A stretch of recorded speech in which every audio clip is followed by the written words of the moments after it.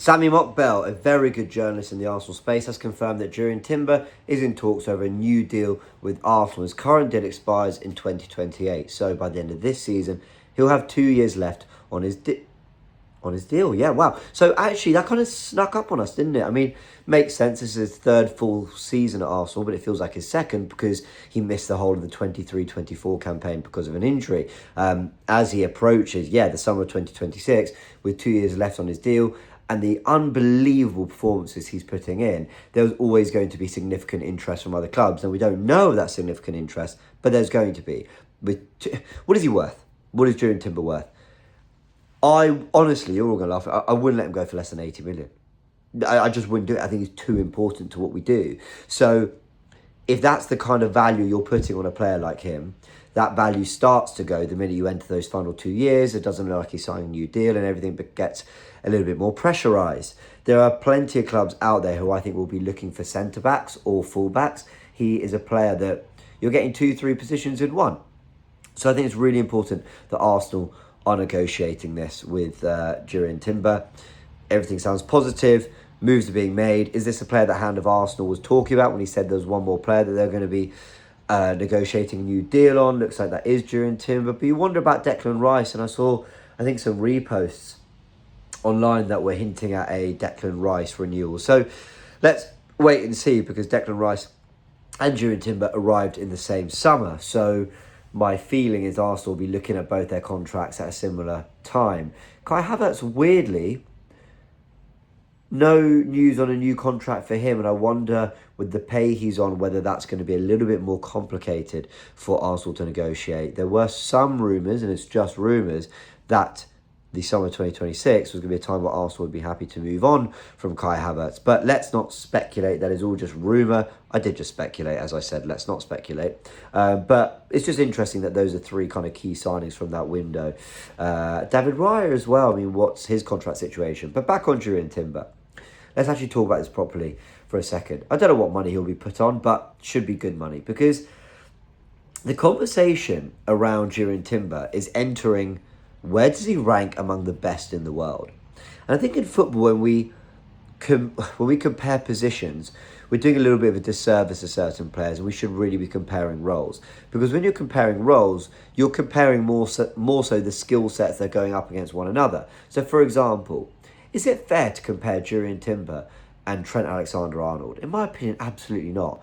Two players are expected to do incredibly different things. Trent Alexander-Arnold is a creative force. He, from right back, can run a game of football, but be a match-winning dynamic from right back in the half space, tucking into midfield, overlapping in lots of different ways. He is a brilliant attacking player. And even when it comes to attacking football at Arsenal, I think Ben White is still the better option than Jurien Timber. I think he supports Bukayo Saka as a right back to his right winger better than Jurien Timber does. I still think there's something that is lacking in terms of finesse in the final third from Jurien Timber. Though I do think that's improving, firstly. Secondly, I think his technical level is sensational. But thirdly, back to the original point, who should we then be comparing him with? Because some will say Hakimi. Hakimi, unbelievable for PSG en route to winning the Champions League last season. But again, expected to do a very different role to Jurien Timber. So who do you compare him with? I mean, try and look at other fullbacks across the league. I don't think there are many. I can't think of many comparable ones, but that's because my ball knowledge might not be the best in terms of looking kind of... Pavard plays right centre-back. I don't know. Like, Dumfries is a right wing-back. Frimpong's a right wing-back. Reece James. Okay, Reece James is probably someone who's looked at as an incredibly complete right back. Incredibly complete. But again, you've got a player here who,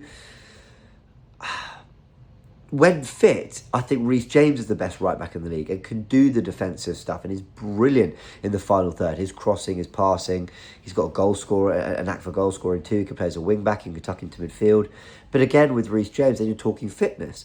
And because he's in and out so often, consistency and availability for me is a part of how much you rate a player, or certainly it's a part of how well they're playing, so actually on the pitch playing.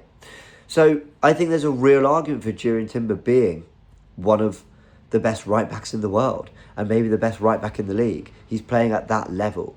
Now, when we say that, what are we talking about? I think this is a player who you can really rely on defensively.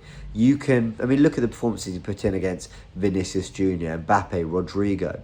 Look at pretty much anyone he's faced. People said that Doku gave him a torrid time the other day, and I agree, Doku played very well, but I actually think most of what Doku didn't really amount to anything. So you could say that Timber gave him a good battle. I mean, Kvaratskhelia and Doué worked him hard again in the PSG games, but generally, Timber, like, again, there was the Dembele goal, but largely he dealt with them pretty well. I mean, good wingers are going to have their moments, right? And Timber, I can't really think of a game where I thought, oh, he's been torn apart by his fullback here.